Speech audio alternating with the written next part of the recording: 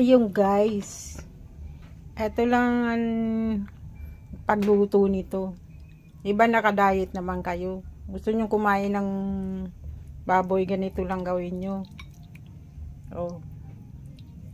Ganyan lang, konti lang. Para makakain kahit papano. Oh, di ba? Oh, ilang hiwa lang 'yan. Dalawang hiwa lang 'yan, lagang 50 pesos. Lagay mo 'yan diyan. Oh, di ba guys? Oh. Ganito lang gawin mo. Lagyan mo ng luya.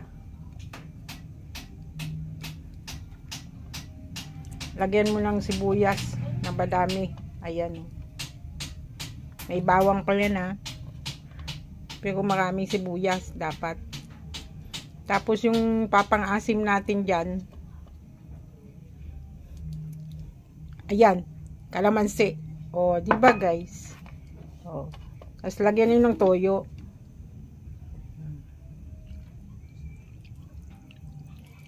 Tapos dahan-dahanin nyo lang lutuin. O, di ba? Yung kalamansi ang pang-asim ha. Kalamansi. Yun. Lagyan mo ng paminta. Pamintang durog, celery, celery powder, garlic powder, paminta powder. Ayun. Kaunting asin. O, di ba?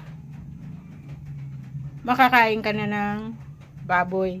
Pero isang piraso lang 'yan, ha? Isang piraso lang kainin mo, ha?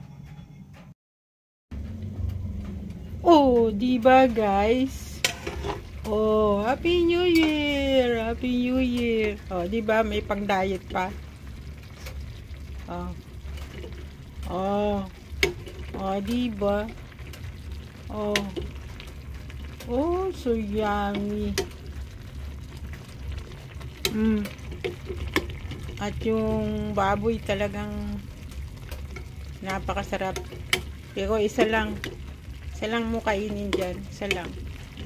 Oh, di ba guys? Oh. Di nakakain ka ng baboy ngayon.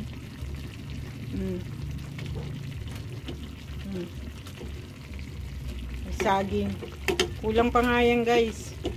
Dapat yan may ano pa yan eh. May kasamang carrots. Asa mahal ng carrots ngayon. Grabe. So mahal. Oh, di ba guys? New Year! Happy New Year people!